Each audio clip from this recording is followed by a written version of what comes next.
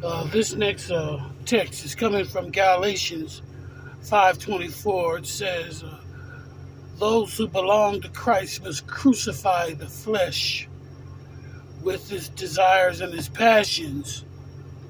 Since we live in the Spirit, we must walk in the Spirit." The devil has managed to spiritualize religion so much that people are battling sin. They sin. They have a sin problem, and it's like something that you could touch tangibly, or something that you could run from. But the Bible talks about crucifying the flesh. Let me break that down to y'all who are really, really, really in the battle for your life, especially those who've been battling drug addiction most of your life, like me, or been battling with mayhem and violence, been exposed to a certain level of mayhem and violence than a normal person, especially through gang violence and through an everyday living. Crucifying the flesh means your worst and greatest battle will be yourself. We are our worst enemies. We're not worried about nobody shooting us. We ain't worried about nobody busting our heads open to the white meat. We're not worried about what people can do to us. We are worrying about what we can do to ourselves. Self-destruction is our worst enemy. And so we have to crucify our passions. We have to crucify our desires. Matter of fact, how you crucify them and protect you from yourself, you have to guide your five senses. Touch, taste, hear, smell, and feel.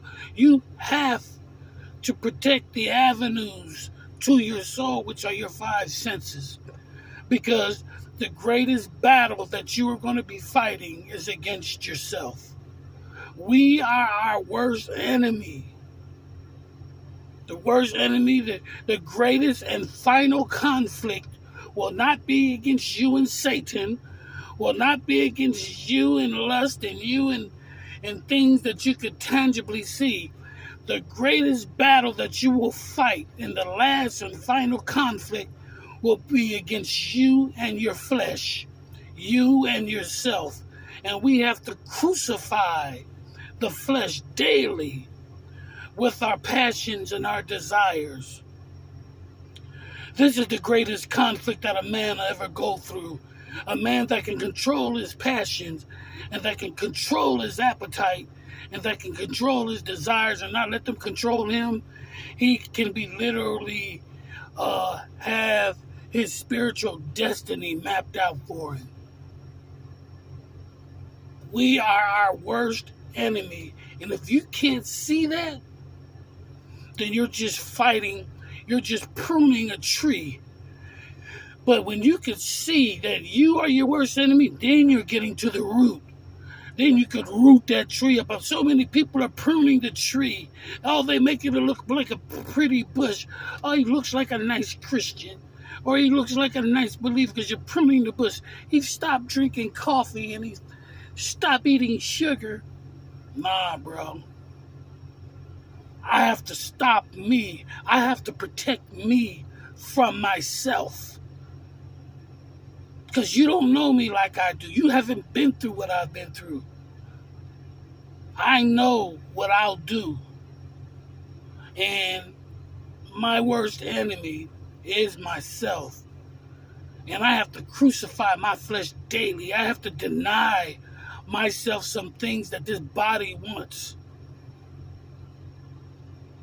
And everybody who belongs to Christ, when they really see themselves in the mirror, the greatest and final conflict will not be with Satan, will not be with battling demons, will not be casting out demons, out yourself or anybody else. The last greatest battle will be you. It'll be you. It'll be me. You got to remember that. Because if you get this right, if you get this in your head, then the battle can begin.